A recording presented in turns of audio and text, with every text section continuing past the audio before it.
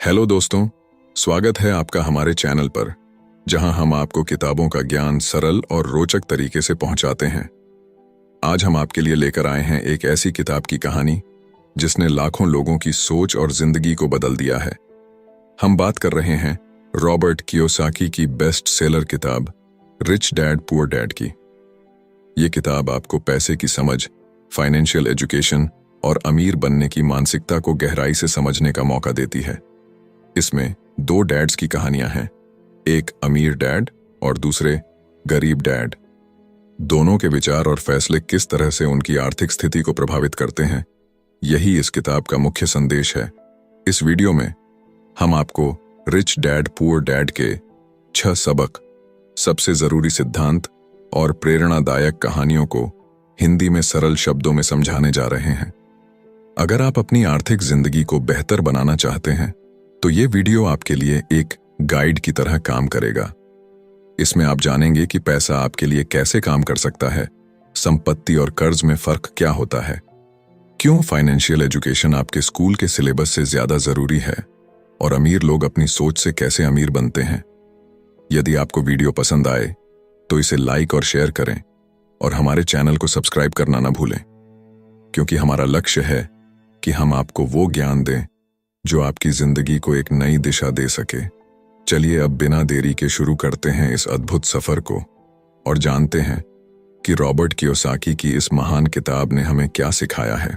तो बात ऐसी है कि रॉबर्ट कियोसाकी, जो कि इस किताब के लेखक हैं, उनके 2 पिता थे। उनके एक पिता जो कि पढ़े लिखे और PhD होल्डर थे, मगर जिंदगी भर गरीबी रहे और गरीबी में ही मरे। इसीलिए ना रॉबर्ट उन्हें पुअर डैड कहते थे। वहीं उनके दूसरे पिता बहुत पढ़े लिखे तो नहीं थे, लेकिन काफी अमीर थे, इसीलिए रॉबर्ट उन्हें रिच डैड बुलाते थे। तो अब ये सोचने की बात है कि किसी भी इंसान के एक ही वक्त में 2 पिता कैसे हो सकते हैं। तो इसका जवाब यही है कि उनके गरीब पिता यानी कि रियल पिता का एक ही सपना था कि रॉबर्ट खूब मेहनत से पढ़ाई करने के बाद किसी बड़ी सी कंपनी में नौकरी करके अपने भविष्य को सुरक्षित कर ले। मगर रॉबर्ट के दूसरे पिता जो कि अमीर थे, वो एक्चुअली में रॉबर्ट के दोस्त माइक के पिता थे और वो चाहते थे कि रॉबर्ट अपनी जिंदगी में कुछ चैलेंजेस को ले, क्योंकि सारे सबक सिर्फ स्कूल में ही नहीं सीखे जाते। कुछ सबक ऐसे होते हैं जिन्हें इंसान अपनी जिंदगी के तजुर्बों से ही सीखता है। तो स्कूली पढ़ाई सिर्फ आपको अच्छे ग्रेड्स तो दिला सकती है, लेकिन जिंदगी की पढ़ाई बहुत कुछ सिखाती है। बेशक पढ़ाई लिखाई की अपनी अहमियत है, मगर सिर्फ इसके भरोसे बैठ करके ही सब कुछ हासिल नहीं किया जा सकता। तो चलिए जानते हैं कि एग्जैक्टली हमें क्या करना है और कैसे करना है। उसके लिए पहला सबक कहता है कि अमीर लोग पैसे के लिए काम नहीं करते। सुनने में थोड़ा अजीब है, लेकिन इस लाइन को समझने के लिए ये कहानी आपकी काफी मदद करेगी। तो होता ऐसा है कि एक आदमी था जिसके पास एक गड्ढा था। जब भी उसे अपने गड्ढे से कुछ मेहनत करवानी होती थी तो वो एक गाजर को उसके सामने लटका देता था। उस गाजर को देखते ही गधा उसे खाने के लालच में काम करता चला जाता था। उसे बड़ी उम्मीद थी कि एक दिन वो उस गाजर तक पहुंच ही जाएगा। अभी उस आदमी के लिए तो एक अच्छी खासी तरकीब बन गई काम करवाने की, मगर बेचारे गधे को कभी भी वो गाजर नहीं मिल पाई। अब पूछिए क्यों? क्योंकि वो गाजर बस एक छलावा है। बहुत से लोग ठीक उस गधे की तरह ही होते हैं। वो मेहनत पर मेहनत के लिए चले जाते हैं, इस उम्मीद में कि एक दिन वो अमीर बन जाएंगे, मगर पैसा उनके लिए महज एक सपना बन के रह जाता है। इस सपने के पीछे भागने से आप उस तक कभी नहीं पहुंच सकते।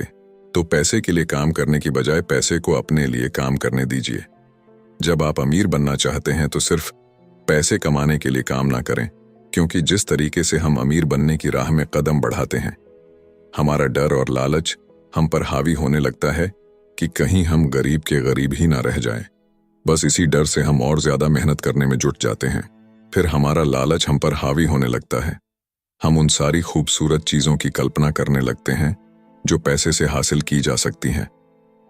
अब यही डर और लालच हमें ऐसे चक्कर में उलझा देता है जो कि कभी भी खत्म नहीं होता। तो हम अब और मेहनत करते हैं कि और ज्यादा कमा सके, और फिर हमारा खर्च भी उसी हिसाब से बढ़ने लगता है। तो इसी को अमीर डैड राइट रेस कहते हैं। अब इसका नतीजा ये हुआ कि हम पैसे कमाने के लिए हद से ज्यादा मेहनत करते हैं, खर्च करते हैं, और ये एक ट्रैप है। यानी कि ये एक जाल है और आपको लालच और डर का ये ट्रैप अवॉइड करना है, क्योंकि हम में से ज्यादातर लोग जो अमीर होना चाहते हैं वो इसी ट्रैप का शिकार हो जाते हैं। तो पैसे के पीछे मत भागिए, बल्कि पैसे को अपने पीछे भागने के लिए मजबूर कर दीजिए। आपकी नौकरी लगी है तो आप काम पर यह सोच करके मत जाइए कि हर महीने आपको एक पे चेक लेना है, क्योंकि वो पे चेक आपके सारे बिल्स मुश्किल से ही भर पाता है। वैसे ये हर महीने की कहानी बन जाती है। फिर तंग आकर के आप कोई दूसरी नौकरी ढूंढ करके और ज्यादा मेहनत करने लगते हैं, लेकिन तब भी आप पैसे के लिए ही काम कर रहे होते हैं, और यही वजह है कि आप कभी भी अमीर नहीं बन पाते।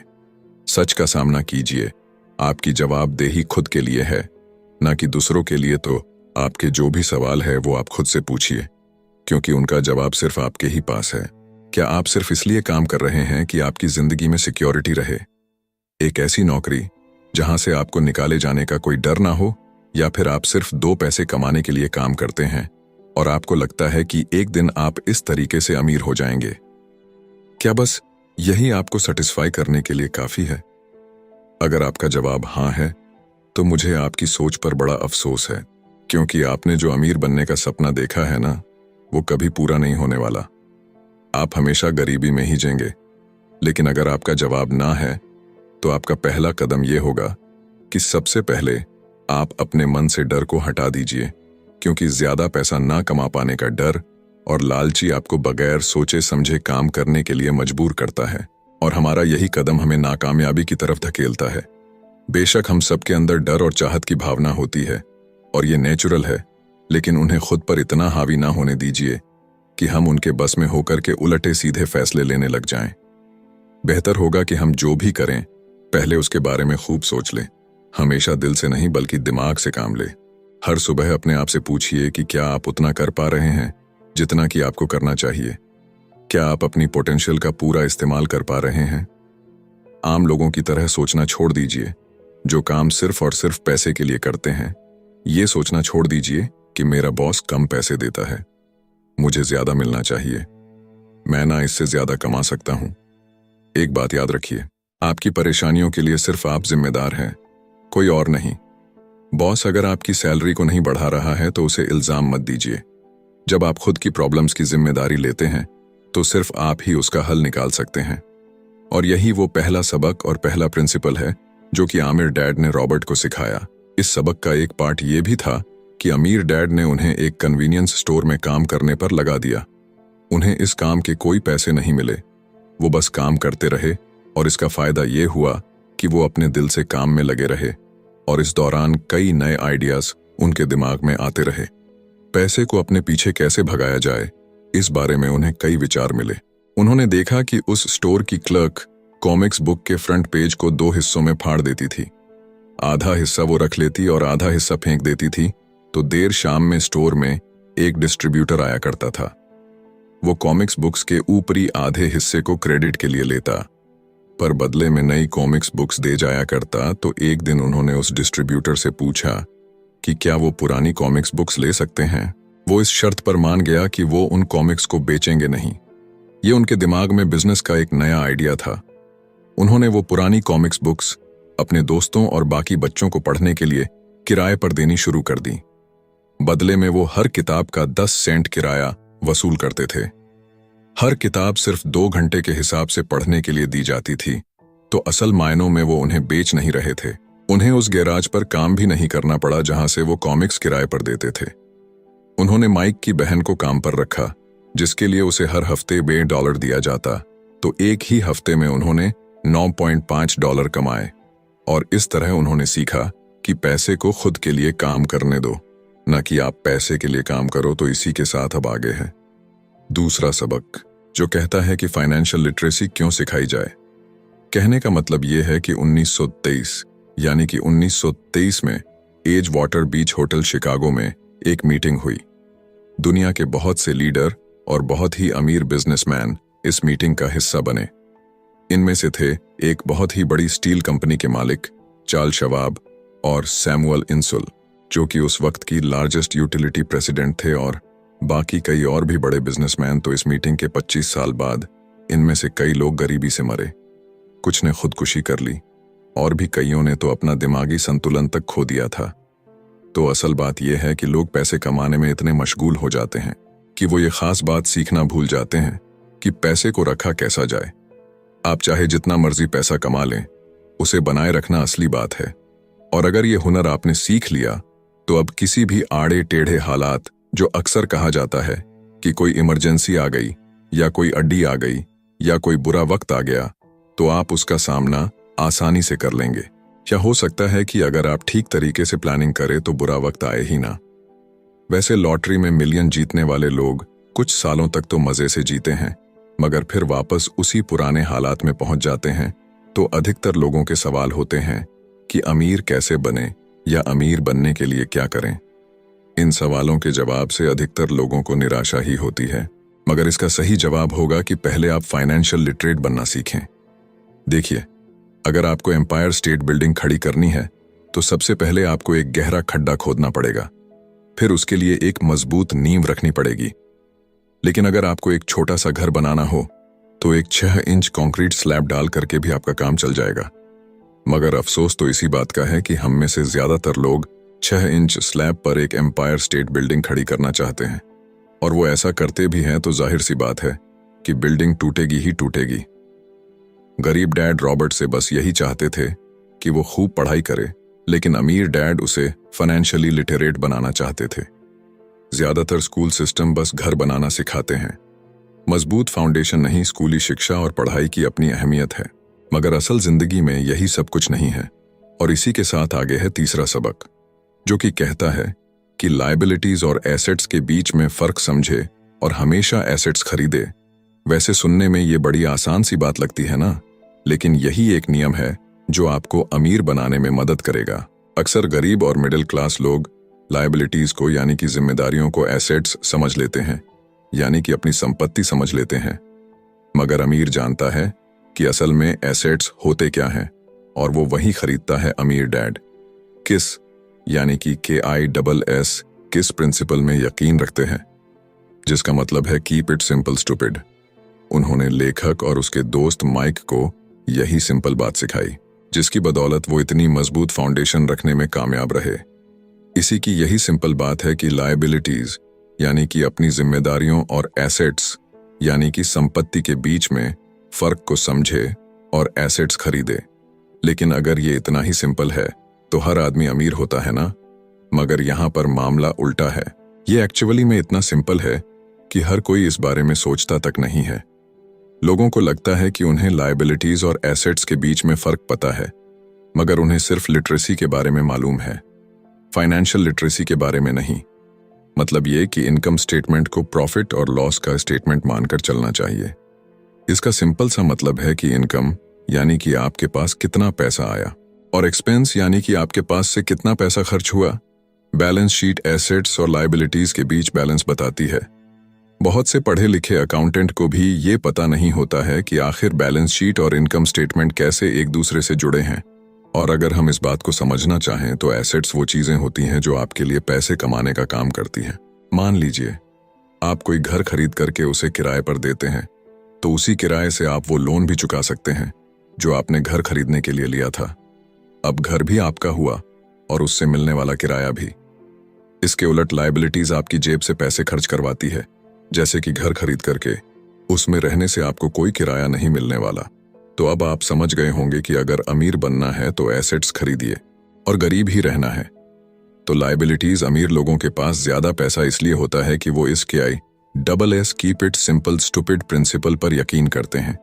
वहीं दूसरी तरफ गरीब लोग इस प्रिंसिपल को ठीक से समझ ही नहीं पाते। इसीलिए इस बात पर जोर दिया जा रहा है कि सिर्फ लिटरेट नहीं बल्कि फाइनेंशियल लिटरेट बनिए। सिर्फ नंबर से कुछ नहीं होता। फर्क तो तब पड़ता है जब आप अपनी कहानी खुद लिखे। अधिकतर परिवारों में देखा गया है कि जो मेहनती होता है उसके पास पैसा भी ज्यादा होता है, मगर उसका फायदा क्या? जब सारा पैसा लायबिलिटीज में ही खर्च हो जाए तो आइए समझते हैं कि मिडिल क्लास आदमी अपना पैसा किस तरीके से खर्च करता है। और अगर यही उनका तरीका रहता है तो सारी जिंदगी वो मिडिल क्लास ही बनकर रहेंगे, या क्या पता उससे भी नीचे चले जाएं, क्योंकि आप देख सकते हैं कि उनका सारा पैसा लायबिलिटीज यानी कि जिम्मेदारियों में ही खर्च हो रहा है। कभी मोर्टगेज, कभी रेंट, कभी car loan, house loan, credit card का बिल फीस, बिजली का बिल और भी ना जाने क्या क्या। उनकी सारी कमाई इसी में खर्च हो जाती है। दूसरी ओर गरीब लोग हैं जिनकी कोई लायबिलिटी तो नहीं है, मगर उनके कोई एसेट्स भी तो नहीं होते। वो भी पैसा कमाते हैं, सैलरी पाते हैं, मगर हर रोज के खर्चों में उनका सारा पैसा उड़ जाता है। माना कि एक गरीब आदमी $1000 कमाता है, उसमें से $300 वो अपने छोटे से घर के किराए में खर्च करता है, $200 उसके आने जाने का किराया, $200 टैक्स और $300 खाने और कपड़ों में खर्च हो जाता है। तो अब उसके पास बचा क्या? कुछ भी नहीं, और कभी कभी तो उधार लेकर के भी उसे काम चलाना पड़ता है, जिससे कि वो और भी ज्यादा गरीब हो जाता है। इसके विपरीत अमीर लोग एसेट्स खरीद के रखते हैं, फिर उनके वो एसेट्स उन्हें और पैसा कमा कर देते हैं। उनकी कमाई इस तरह 2 से 4, 4 से 8 होती जाती है। अधिकतर अमीर लोग दिमाग से काम लेते हैं और वो घर लोन पर लेकर उसे किराए पर लगा देते हैं। बिना मेहनत के हर महीने किराया मिलता है, जिससे वो अपना लोन भी चुकता कर लेते हैं। इसे कुछ यूं समझते हैं, आप मानिए कि लोन की इंस्टॉलमेंट $1 है, तो ये अपने घर का $2 किराया वसूल करेंगे, $1 बैंक को देंगे, $1 अपनी जेब में तो हो गया ना, बिना मेहनत के पैसा कमाना। तो एक्चुअली में अमीर डैड और गरीब डैड के बीच बस सोच का फासला है। अपना पैसा कैसे खर्च करें, सिर्फ यही मुद्दे की बात है और कुछ नहीं। 1966 के दिनों में अगर बच्चों से पूछा जाता था कि वो बड़े होकर क्या बनेंगे, तो सबके पास यही जवाब होता था कि वो अच्छे ग्रेड्स लाएंगे और डॉक्टर बनेंगे, इंजीनियर बनेंगे। तब सबको यही लगता था कि अच्छे ग्रेड्स लेकर के वो बहुत पैसा कमा सकेंगे। हालांकि उनमें से बहुत बच्चे आज बड़े होकर के डॉक्टर बन चुके हैं। बावजूद इसके उनमें से काफी लोग आज भी फाइनेंशियली स्ट्रगल करते नजर आएंगे, क्योंकि उन्हें हमेशा यही लगा कि ज्यादा पैसा कमाने से उनकी सारी परेशानियां दूर हो जाएंगी। मगर आज के दौर में ऐसा नहीं है। आज बहुत से बच्चे फेमस एथलीट बनना चाहते हैं, या फिर सीईओ, या फिर कोई मूवी स्टार या रॉक स्टार, क्योंकि उन्हें पता है कि सिर्फ अच्छी पढ़ाई और अच्छे ग्रेड्स के भरोसे बैठ करके वो करियर में सक्सेस नहीं पा सकते। आजकल फाइनेंशियल नाइटमेयर बहुत आम हो गया है। अक्सर नए शादीशुदा जोड़े ये सोचते हैं कि उनकी सैलरी अब डबल हो जाएगी, क्योंकि दोनों जने कमा रहे हैं। एक छोटे से घर में रहते हुए वो अब बड़े घर के सपने देखते हैं, इसीलिए वो पैसा बचाना शुरू कर देते हैं। इसकी वजह से उनका सारा ध्यान सिर्फ अपना कैरियर बनाने पर होता है। उनकी कमाई बढ़ने लगती है तो जाहिर है उसी हिसाब से खर्चे भी बढ़ेंगे। तो मुद्दा मामला ऐसा है कि अब जब आप फाइनेंशियल लिटरेट हुए बिना पैसा बनाते हैं या बिना सोचे समझे उसे खर्च करते हैं, तो होता यह है कि आप पहले से भी ज्यादा खर्चा करने लगते हैं। ये एक ऐसा चक्कर है जो फिर से चलता ही रहता है। नई जोड़े ने अब इतना पैसा कमा लिया है कि वो एक बड़ा घर खरीद सके। उन्हें तो यही लगेगा कि वो अब थोड़े अमीर हो गए हैं, मगर असलियत तो ये है कि बड़े घर के साथ उन्होंने नई लायबिलिटीज भी खरीद ली है। उनके कैश फ्लो में अब प्रॉपर्टी टैक्स का खर्च बढ़ गया है। अब उन्हें एक नई गाड़ी भी चाहिए, फर्नीचर भी चाहिए, सब कुछ नया। उनकी लायबिलिटीज बढ़ती ही चली जा रही है, और ज्यादातर होता यही है कि इनकम के साथ साथ खर्चे भी बढ़ने लगते हैं। फिर एक दिन अचानक इस सच्चाई का खुलासा होता है, मगर तब तक हम इस राइट रेस में बुरे तरीके से फंस चुके होते हैं। फिर ऐसे ही लोग हमारे लेखक रॉबर्ट के पास आकर के पूछते हैं कि अमीर कैसे बना जाए।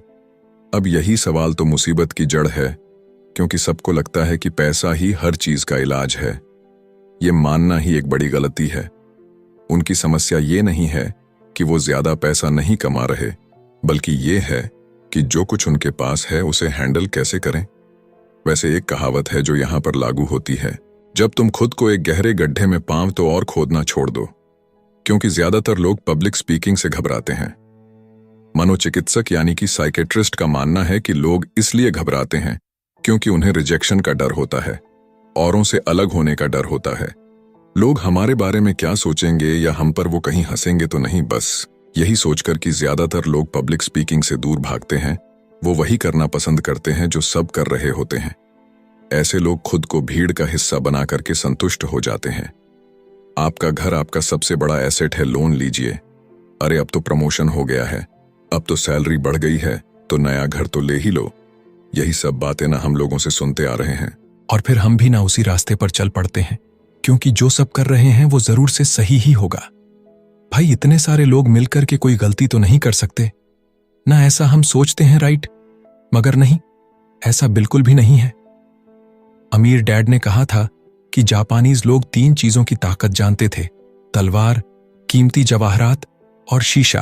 तलवार बाजुओं की ताकत का प्रतीक है, कीमती जवाहरात पैसे की ताकत का, और शीशा खुद के अंदर छुपी हुई ताकत को दिखाता है, और वही हमारी सबसे बड़ी ताकत है। जब आप खुद को जानते हैं शीशे के सामने, अगर आप खुद से सवाल पूछ सकते हैं कि मैं सही हूं या मुझे भी भीड़ का हिस्सा बनकर रहना चाहिए, तो जो जवाब आपको मिलेगा बस वही आपकी असली ताकत है। तो गरीब और मिडिल क्लास खुद को पैसे का गुलाम बनने देते हैं, इसीलिए वो कभी भी अमीर नहीं बन पाते। 16 साल के रॉबर्ट और माइक अमीर डैड के साथ हर उस मीटिंग में जाया करते थे जो वो अपने अकाउंटेंट, मैनेजर्स, इन्वेस्टर और एम्प्लॉयज के साथ रखा करते। यहाँ एक ऐसे अमीर डैड देखने को मिलते हैं जो पढ़े लिखे नहीं हैं, जिन्होंने 13 साल में ही स्कूल छोड़ दिया था, मगर आज वो मीटिंग कर सकते हैं और अपने नीचे काम करने वाले पढ़े लिखे लोगों को ऑर्डर देते हैं, उन्हें बिजनेस के टिप्स समझाते हैं। एक ऐसा इंसान जो भीड़ का हिस्सा नहीं बना, जिसने रिस्क लिया और जिसने लोगों की परवाह नहीं की, जिससे ये डर नहीं था कि लोग उसके बारे में क्या सोचेंगे। इन मीटिंग्स का नतीजा ये हुआ कि लेखक और उनका दोस्त दोनों स्कूली पढ़ाई में मन नहीं लगा पाए। जब भी उनकी टीचर कोई काम देती थी, उन्हें रूल्स के हिसाब से करना होता था, तो उन्हें एहसास हुआ कि स्कूली पढ़ाई किस तरीके से बच्चों की प्रतिभा को निखरने नहीं देती, उसे दबा देती है। उनकी क्रिएटिविटी को मारकर, उन्हें एक सांचे में ढालकर इस समाज का एक मशीनी हिस्सा भर बना देती है। और उन्हें टीचर की इस बात से भी इनकार था कि अच्छे ग्रेड्स लाकर के ही सक्सेसफुल और अमीर बना जा सकता है। वैसे एक दिन रॉबर्ट की अपने गरीब डैड से बहस हो गई। उनके पिता का मानना था कि उनका घर उनके लिए सबसे बेस्ट इन्वेस्टमेंट है, मगर वो एक रेड रेस में भाग रहे थे। उनकी इनकम और खर्चे बराबर ही थे, उन्हें पूरा करने के लिए उनके पास एक पल की भी फुर्सत नहीं थी। यही बात रॉबर्ट उन्हें समझाना चाह रहे थे कि उनके पिता के लिए वो घर एसेट नहीं बल्कि लायबिलिटी है। घर पर उनके पैसे खर्च हो रहे थे, बदले में मिल कुछ नहीं रहा था। ये बात उनके गरीब डैड नहीं समझ पा रहे थे। तो बस यही फर्क था गरीब और अमीर डैड के बीच में। खैर, उनकी बहस तो चलती रही। उन्होंने अपने गरीब पिता को बताया कि अधिकतर लोगों की जिंदगी लोन चुकाने में ही निकल जाती है। जिस घर को वो खरीदते हैं उसके लिए वो 30 साल तक लोन भरते हैं, फिर एक और बड़ा घर लेते हैं और अपना लोन रिन्यू कराते हैं। अब घर की कीमत भी उसी हिसाब से बढ़ेगी या नहीं, ये निर्भर करता है। कुछ लोग ऐसे भी हैं जिन्होंने घर खरीदने के लिए एक बड़ी रकम ली थी। जितनी घर की कीमत नहीं थी, उससे ज्यादा कर्ज उनके सर पर चढ़ गया। इसका सबसे बड़ा नुकसान लोगों को ये होता है कि वो बाकी जगह इन्वेस्टमेंट नहीं कर पाते, क्योंकि उनका सारा पैसा उस घर पर लगा है। उन्हें कभी इन्वेस्टमेंट करने का मौका ही नहीं मिल पाता और ना ही वो इस बारे में कुछ सीख पाते हैं, और इसी तरीके से कई एसेट्स उनके हाथों से निकल। अगर इसके बदले लोग सिर्फ एसेट्स पर ध्यान दें तो उनका फ्यूचर कहीं ज्यादा बेहतर हो सकता है। अब उदाहरण के लिए रॉबर्ट की पत्नी के पेरेंट्स एक बड़े से घर में शिफ्ट हो गए। उनका सोचना था कि अपने लिए बड़ा और नया घर लेना एक सही फैसला है, क्योंकि बाकियों की तरह उन्हें भी घर लेना एक एसेट्स लगता था। अगर वो ये जान करके हैरान रह गए कि उस घर का प्रॉपर्टी टैक्स $1000 था, ये उनके लिए बहुत ही बड़ी कीमत थी, और क्योंकि वो रिटायर हो चुके थे तो इतना पैसा टैक्स के रूप में भरना उनके रिटायरमेंट बजट के बाहर था। बेशक हम ये नहीं कह रहे कि आप एक नया घर ना लें, बल्कि हम समझाना चाहते हैं कि जितने पैसे से आप एक बड़ा घर लेंगे, उतने पैसे आप किसी एसेट में इन्वेस्ट करें तो बेहतर होगा। आपका एसेट आपके लिए कमाई करेगा और कुछ ही समय के बाद आपके पास इतना पैसा होगा कि आप आसानी से मनपसंद घर ले पाएंगे, और वो भी बिना किसी लोन के। तो अब सवाल ये है कि अमीर और ज्यादा अमीर क्यों होते रहते हैं, वही मिडिल क्लास आगे क्यों नहीं बढ़ पाते? इसके पीछे भी ना एक वजह है, और कारण एकदम सिंपल है। अमीर एसेट खरीदते हैं जो कि उनका पैसा दुगना करता रहता है। उस पैसे से उनके सारे खर्चे मजे में निपट जाते हैं, और मिडिल क्लास क्या करते हैं? वो तो बस महीने की एक तारीख का इंतजार करते हैं। जब उनकी सैलरी आई तो सारी की सारी सैलरी तो खर्चों को पूरा करने में खत्म हो जाती है, तो इन्वेस्टमेंट कहाँ से होगा? और फिर जब सैलरी बढ़ती है तो उस पर टैक्स भी बढ़ जाता है। और उसी हिसाब से बाकी खर्चे भी, और फिर अंत में वही राइट रेस चलती रहती है। कहने का मतलब ये है कि एक कर्ज में डूबा समाज जहां पर हम रहते हैं, मतलब ये कि अपने घर को एसेट समझना ही वो रीजन है जो कि हमें कर्ज के बोझ तले दबाती है। आज यही अधिकतर लोगों की सोच है। अगर सैलरी बढ़ी है तो लोग सोचते हैं कि अब वो बड़ा सा घर ले सकते हैं, क्योंकि उन्हें ये अपने पैसे का सही इस्तेमाल लगता है। इसके बदले अगर वो पैसा सही जगह लगाया जाए तो उनकी जिंदगी हमेशा के लिए बदल सकती है। लेकिन ऐसा हो नहीं पाता, क्योंकि उनका सारा वक्त हाड़ तोड़ मेहनत करने में चला जाता है। अपनी नौकरी को सेफ जोन समझ करके वे उससे अलग कुछ सोच ही नहीं पाते, और साथ ही उन पर कर्ज का इतना बोझ होता है कि वो नौकरी छोड़ने का रिस्क ले ही नहीं सकते।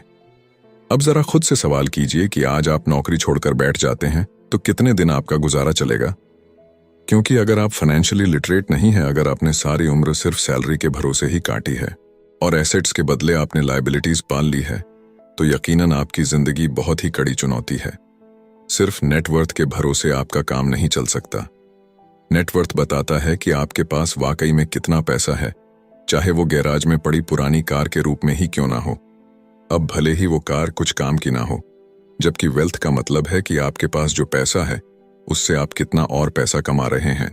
जैसे कि मान लीजिए कि आपके पास कोई एसेट है जिससे हर महीने मुझे $3000 की कमाई हो जाती है और हर महीने आपके $6000 खर्च होते हैं, तो मैं सिर्फ आधे महीने ही अपना गुजारा कर पाऊंगी।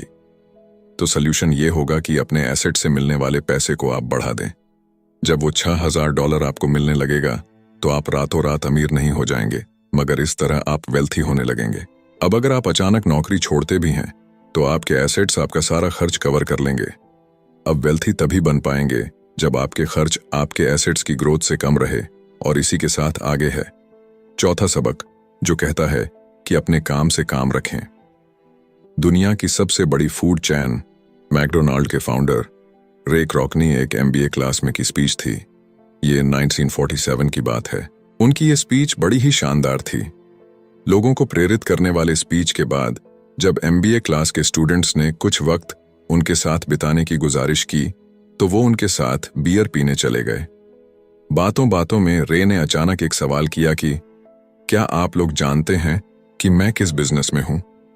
अब ये बात तो सबको मालूम थी कि वो हैमबर्गर बेचते थे। इस बात पर वो हंसने लगे और बोले कि उनका असल बिजनेस तो रियल एस्टेट है, क्योंकि मैकडोनाल्ड के लिए हर लोकेशन का चुनाव सोच समझ कर किया जाता है। जहां उसकी फ्रेंचाइज बनाई जाती है वो जमीन भी साथ ही बेची जाती है। तो इसका सीधा सा मतलब है कि मैकडोनाल्ड की फ्रेंचाइज खरीदने वाले को वो जमीन भी खरीदनी पड़ती थी। तो इस तरीके से ये एक रियल एस्टेट बिजनेस भी हुआ। यही सबक अमीर डेंड ने रॉबर्ट को सिखाया कि अक्सर लोग खुद के लिए छोड़ करके बाकी सबके लिए काम करते हैं। वो टैक्स पे करके गवर्नमेंट के लिए काम करते हैं, वो उस कंपनी के लिए काम करते हैं जहां वो नौकरी करते हैं, बैंक का मॉर्टगेज देकर उसके लिए काम करते हैं। और ये सब इसलिए क्योंकि हमारा एजुकेशन सिस्टम ही ऐसा है। स्कूल हमें एम्प्लॉय बनना सिखाता है, ना कि एम्प्लॉयर। जो आप पढ़ते हैं वही आप बनते हैं। अगर आपने साइंस पढ़ी है तो डॉक्टर, मैथमेटिक्स पढ़ी है तो इंजीनियर, मतलब जो भी आपने पढ़ा है वो आप बने।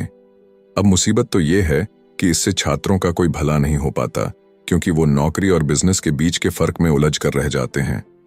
जब कोई पूछता है कि आपका क्या बिजनेस है तो आपको ये नहीं बोलना चाहिए कि मैं तो एक डॉक्टर हूं या एक बैंकर हूं, क्योंकि वो आपका प्रोफेशन है, बिजनेस नहीं।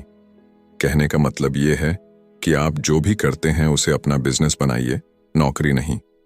अपनी सारी उम्र दूसरों के लिए काम करके उन्हें अमीर करने में बर्बाद ना करें, बल्कि खुद की जिंदगी को खुशहाल बनाने के लिए काम करें। बहुत से लोगों को इस बात का एहसास बड़ी देर से होता है कि उनका हाउस लोन उनकी जान ले रहा है, और फिर उन्हें लगता है कि जिसे वो एसेट मानने की गलती कर रहे थे, एक्चुअली कभी वो एसेट था ही नहीं। जैसे उन्होंने कार ली तो उससे जुड़े तमाम खर्चे उनकी लायबिलिटीज बन गए, तो उनकी मुसीबतें शुरू हो जाती हैं। इसीलिए तो हम एसेट कॉलम पर इतना ज्यादा जोर दे रहे हैं ना कि आपकी इनकम कॉलम पर, और यही फाइनेंशियली सिक्योर होने का सही तरीका है।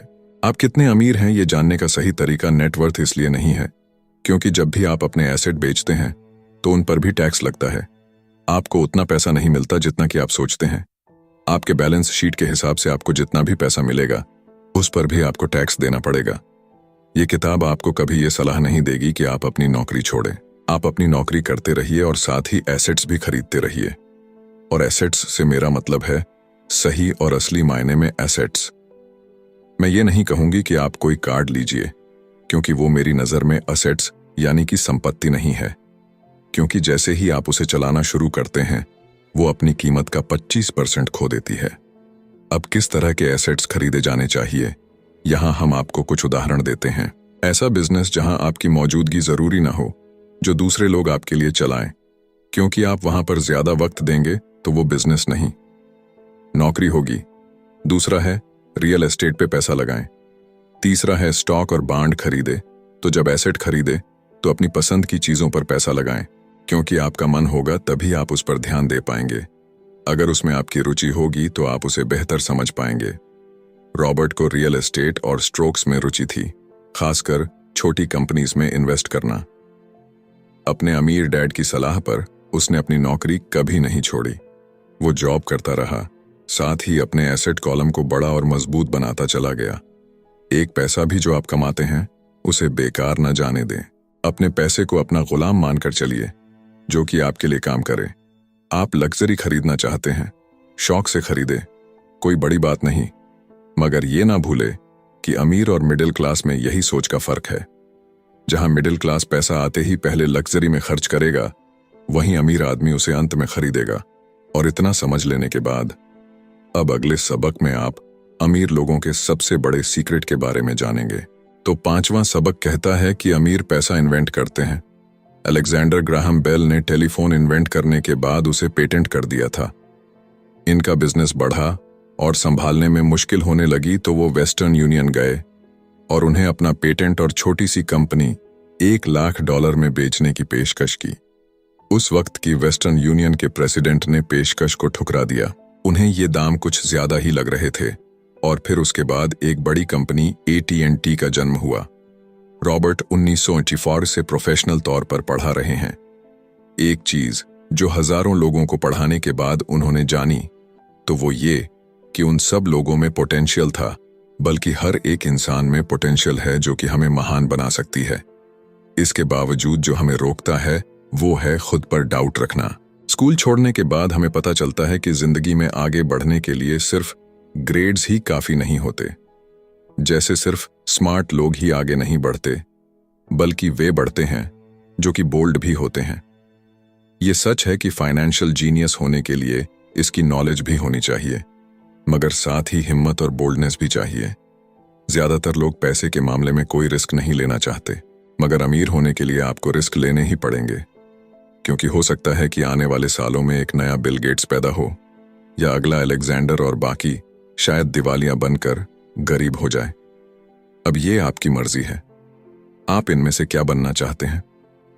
अगर आप अपना फाइनेंशियल IQ बढ़ाते हैं तो बहुत कुछ हासिल कर सकते हैं, और अगर नहीं तो आने वाले साल और भी डरावने हो सकते हैं, क्योंकि हर पुराना जाता है तो नया आता है। तो जो आज है वही सबसे खुशहाल वक्त है। आज के दौर में लोग ज्यादा फाइनेंशियली स्ट्रगल कर रहे हैं क्योंकि उनकी सोच अभी भी पुरानी है।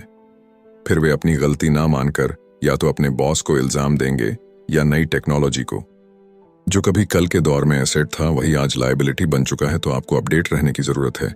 रॉबर्ट ने एक गेम डिजाइन किया जिसे वो कींच फ्लो कहते हैं। ये लोगों को सिखाता है कि पैसा कैसे काम करता है, अमीर बनने की राह क्या है और राइट रेस से बाहर कैसे निकले। ये सारी चीजें इस गेम से समझाने की कोशिश की गई है। एक दिन एक औरत आई। गेम खेलने के दौरान उसने एक बोर्ड कार्ड जीता, जिसका मतलब था कि उसने उस गेम में एक बोर्ड जीती।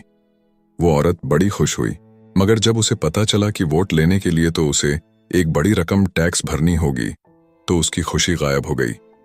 वो वोट उसके लिए अब एसेट नहीं बल्कि लायबिलिटी बन गई।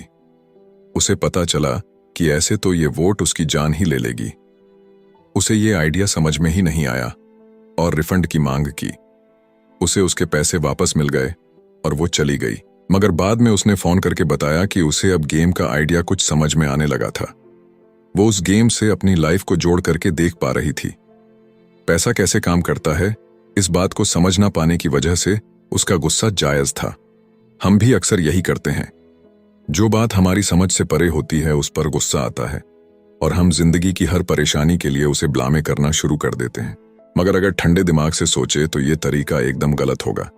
बेहतर होगा कि हम उन्हें समझने की कोशिश करें तो गेम ऑफ लाइफ जीत सकते हैं। बहुत से लोग कैश फ्लो गेम में खूब पैसा जीतते हैं, फिर उन्हें समझ ही नहीं आता कि उस पैसे का क्या करें, तो वो हैरान होने लगते हैं। इसकी वजह है उनकी पुरानी सोच जो आगे नहीं बढ़ने देती, और फिर वो बाद में सारा पैसा ही हार बैठते हैं। कुछ लोग कहते हैं कि वे हार गए क्योंकि उनके पास सही पत्ते नहीं थे। बहुत से लोग इस तरह जिंदगी में सही मौकों की तलाश में बैठे रहते हैं। कुछ लोग तो सही मौका मिलता भी है तो उसका फायदा नहीं उठा पाते क्योंकि वो कहेंगे कि उनके पास पैसा ही नहीं था। अब कुछ ऐसे भी होते हैं जिन्हें पैसा और मौका दोनों मिले, फिर भी वो कुछ हासिल नहीं कर पाए क्योंकि एक्चुअली में वो समझ ही नहीं पाए कि ये एक अपॉर्चुनिटी है। फाइनेंशियल इंटेलिजेंस का मतलब है कि आप पैसे को लेकर कितने क्रिएटिव हो सकते हैं। अगर आपको मौका मिलता है तो बगैर पैसे के आप क्या करेंगे, और अगर पैसा है मगर मौका नहीं तो उस सूरत में आप क्या करेंगे। ये सब आपकी फाइनेंशियल इंटेलिजेंस पर निर्भर करता है। ज्यादातर लोग इस बात का एक ही सॉल्यूशन जानते हैं कि खूब मेहनत करके खूब पैसा कमाया जाए, लेकिन आपको सीखना है कि अपने लिए मौका कैसे पैदा किया जाए, न कि उसके इंतजार में बैठे रहे। सबसे खास बात अमीरों की जो है वो ये है कि उन्हें पता है कि पैसा असली चीज नहीं है। असली चीज है इसका सही मतलब जानना, ये जान लेना कि जो हमें चाहिए वो हम इससे बना सकते हैं। हमारा दिमाग हमारे लिए सबसे बड़ा एसेट होता है। यही हमें सुपर रिच बना सकता है या सुपर पुअर, निर्भर करता है कि हम कैसे इसका इस्तेमाल करें। जो लोग सफल हैं उनके साथ कदम मिलाकर चलना है तो आपको ये सीखना पड़ेगा कि पैसा बढ़ाने की चाहत को खुद के अंदर कैसे पैदा करें। आपको अपने सबसे बड़े एसेट यानी कि आपके दिमाग को इन्वेस्ट करने की जरूरत है। आपको फाइनेंशियली इंटेलिजेंट होना पड़ेगा। तो आइए इसे हम समझते हैं एक उदाहरण से। 1990 के दशक में एरिज़ोना और फिनिक्स के आर्थिक हालात बुरे चल रहे थे। वहां के लोगों को हर महीने $100 बचाने की सलाह दी जा रही थी। बुरे वक्त के लिए पैसा बचाने का विचार कुछ हद तक सही भी है, मगर उस पैसे का क्या फायदा जो आप जमा करते जाते हैं। इससे तो अच्छा है कि उनका कुछ हिस्सा इन्वेस्ट किया जाए जो कि आगे चलकर आपको फायदा दे। खैर, बात करते हैं एरिज़ोना और फिनिक्स के लोगों की जो आर्थिक तंगी झेल रहे थे। ऐसे में इन्वेस्टर को ये एक बढ़िया मौका लगा। लोग जो अपनी प्रॉपर्टी अपने पौने दामों में बेच रहे थे उसे कई इन्वेस्टर्स ने हाथों हाथ खरीद लिया। रॉबर्ट ने भी $75,000 की कीमत वाला एक घर सिर्फ $20,000 में खरीद लिया। इसके बाद उन्होंने अर्तोनी के ऑफिस में एक ऐड दिया, $75,000 वाला घर सिर्फ $60,000 में। बस इसे लेने के लिए ग्राहक टूट पड़े।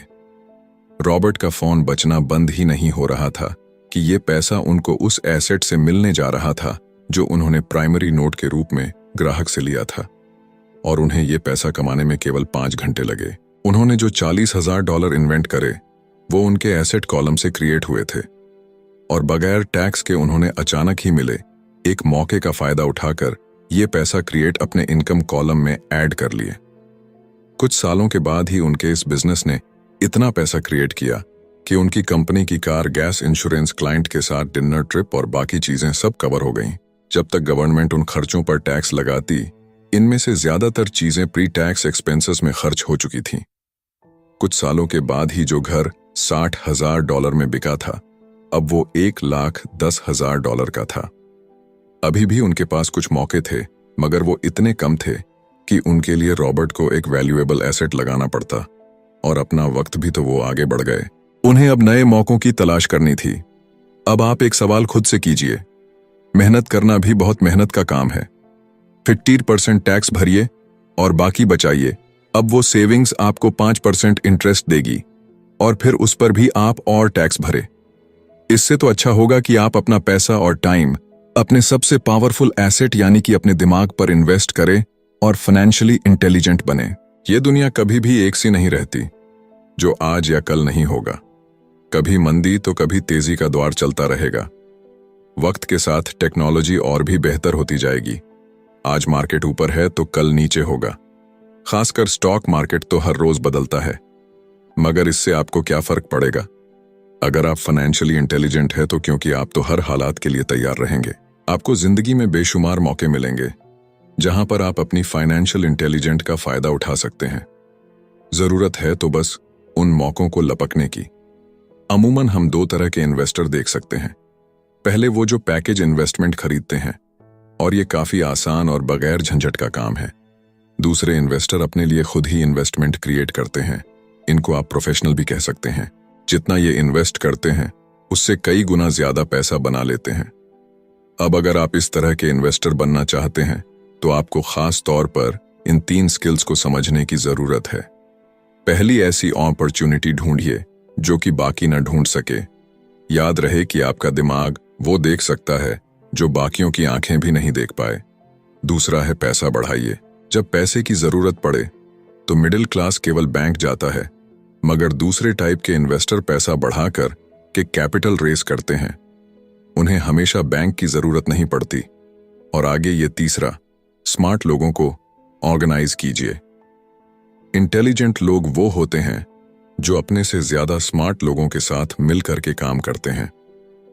इसीलिए इन्वेस्ट करने से पहले अपने इन्वेस्टमेंट एडवाइजर को चुनें। मुझे मालूम है कि यह सब आपके लिए कुछ ज्यादा है, मगर इसके रिवॉर्ड्स तो बड़े ही शानदार हैं। जिंदगी में रिस्क बहुत है, लेकिन उन्हें हैंडल करना सीख करके ही आप अमीर बन पाएंगे। और इसी के साथ आगे है 6वां सबक, सीखने के लिए काम करें, पैसे के लिए नहीं। तो बात ऐसी है कि एक बार एक जर्नलिस्ट ने रॉबर्ट का इंटरव्यू लिया था। रॉबर्ट उसके आर्टिकल पहले भी पढ़ चुके थे और उस जर्नलिस्ट के लिखने के स्टाइल से बहुत ही प्रभावित थे। इंटरव्यू जब पूरा हुआ तो उस जर्नलिस्ट ने रॉबर्ट को बताया कि वो एक मशहूर लेखिका बनकर उनकी ही तरह एक दिन फेमस होना चाहती है। तो रॉबर्ट ने उनसे पूछा, तो ऐसा क्या है जो उन्हें मशहूर होने से रोक रहा है? इस सवाल के जवाब में उस जर्नलिस्ट ने कहा, उनकी जॉब आगे नहीं बढ़ पा रही है।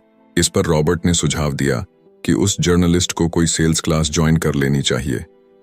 जर्नलिस्ट ने बताया कि उनकी एक दोस्त उन्हें पहले ही ये ऑफर दे चुकी है, मगर उन्हें ये छोटा काम लगता है। वो ये भूल गई थी कि रॉबर्ट खुद कभी सेल्स स्कूल जा चुके थे। तो इस बात का पॉइंट ये है कि अगर आपके पास कोई टैलेंट है जिसके दम पर आप कुछ पैसा कमाना चाहते हैं, तो आपका टैलेंट काफी नहीं होगा, क्योंकि उस टैलेंट को कैसे भुनाया जाए जब तक आप ये बात नहीं जानते, आपका टैलेंट यूं ही बेकार है। जब तक आप उसे लोगों के सामने पेश करने का हुनर नहीं सीख जाते, आप कुछ नहीं कमा सकते। तो बेचने की कला सीखने में कोई शर्म की बात नहीं है। किसी भी सेल्समैन को इसके लिए शर्मिंदा नहीं होना चाहिए। एक तो सबसे बड़ा फर्क अमीर डैड और गरीब डैड के बीच में था, वो ये है कि गरीब डैड हमेशा नौकरी की चिंता करते थे कि जॉब हमेशा सिक्योर रहे, क्योंकि एक सेफ जॉब ही उनके लिए सब कुछ थी। जबकि अमीर डैड हमेशा सिर्फ और सिर्फ कुछ सीखने पर जोर देते थे। अमीर बनने के लिए आपको बहुत कुछ सीखना पड़ेगा। इसके अलग पहलू को देखें तो स्कूल हमें रिवॉर्ड करते हैं किसी एक ही खास चीज में महारत के लिए। इसका एक उदाहरण देखिए, जब डॉक्टर मास्टर की डिग्री लेते हैं तो उसके बाद किसी एक स्पेशल फील्ड में डॉक्टरेट करते हैं, जैसे कि पीडियाट्रिक या कुछ और, मतलब एक छोटे से विषय पर उन्हें बहुत पढ़ना पड़ता है उस फील्ड में महारत के लिए, और यही उनका रिवॉर्ड होता है। ऐसे ही बहुत कुछ जानने के लिए जो थोड़ा बहुत आप सीखते हैं, वो नॉलेज तभी आएगी जब आप अलग अलग कंपनीज के लिए काम करेंगे, दुनिया की अलग अलग चीजों को जाएंगे, चीजें कैसे काम करती है, ये सभी बातें अनुभव करेंगे, तभी आपकी नॉलेज बढ़ेगी। शायद यही वजह थी कि अमीर डैड छोटे रॉबर्ट और माइक को अपने साथ लेकर जाते थे जब वे अपने डॉक्टर, अकाउंटेंट्स, लॉयर या किसी प्रोफेशनल से मिलने जाते। जब रॉबर्ट ने मैरिन कॉर्प्स ज्वाइन करने के लिए अपनी हाई पेइंग जॉब छोड़ी, तो उसके गरीब मगर पढ़े लिखे पिता समझ नहीं पा रहे थे कि रॉबर्ट ने ऐसी शानदार नौकरी क्यों छोड़ी। वे गलत तरह से इस फैसले से सख्त निराश हुए। रॉबर्ट ने उन्हें समझाने की हर मुमकिन कोशिश की कि उनका ऐसा करना क्यों जरूरी था, मगर उन्हें तो ये बात हजम ही नहीं हो रही थी। रॉबर्ट ने उन्हें कहा कि वो सीखना चाहते हैं कि खुले आसमान में कैसे उड़े। उन्हें जानना था कि वर्कर्स की टीम को कैसे हैंडल किया जाए। किसी भी कंपनी को अपने बलबूते पर चलाना कितना मुश्किल काम है। रॉबर्ट ये सब सीखना चाहते थे। वियतनाम से लौटने के बाद रॉबर्ट ने अपनी जॉब से रिजाइन कर दिया और जेरोक्स कॉर्प्स को ज्वाइन कर लिया। उन्हें यह नौकरी किसी फायदे के लिए नहीं चाहिए थी। वो इतने शर्मीले थे कि किसी को कुछ भी बेचने के ख्याल से ही उन्हें पसीना आ जाता। अपनी इसी कमी को दूर करने के लिए उन्होंने जेरोक्स के सेल्स ट्रेनिंग प्रोग्राम की शिक्षा ली। इसके बाद रॉबर्ट ने खुद अपनी कंपनी की शुरुआत की और अपना पहला शिपमेंट भेजा। वे अगर इसमें नाकामयाब रहते तो पक्का दिवालिया हो जाते, लेकिन उन्होंने ये रिस्क लिया और अपने अमीर डैड की सीख को याद रखा कि बेशक आप 30 की उम्र से पहले दिवालिया होने का रिस्क ले सकते हो, क्योंकि इस उम्र में आपको रिकवर होने का मौका भी मिल जाता है। ज्यादातर एम्प्लॉय अपने वर्कर्स को इतना तो पे करते हैं कि वो काम छोड़कर ना जाए, और ज्यादातर वर्कर भी जी फाड़ करके इसलिए मेहनत करते हैं कि वो काम से निकाले ना जाए। इसीलिए तो उन्हें सिर्फ अपनी सैलरी और कंपनी से मिलने वाले फायदों से ही मतलब होता है। इस सोच के साथ उनके कुछ साल तो बढ़िया गुजरते हैं, मगर ये लंबे समय तक काम नहीं करता। तो क्यों ना आप वो सब कुछ अभी सीखें जो आप सीखना चाहते हैं, इससे पहले कि आप कोई एक खास प्रोफेशन अपने लिए चुनें, क्योंकि अगर एक बार आपने अपना प्रोफेशन चुन लिया तो आप हमेशा के लिए उसी में बंध कर रह जाएंगे। तो दोस्तों, इसी के साथ ये समरी यहीं पर समाप्त होती है। धन्यवाद।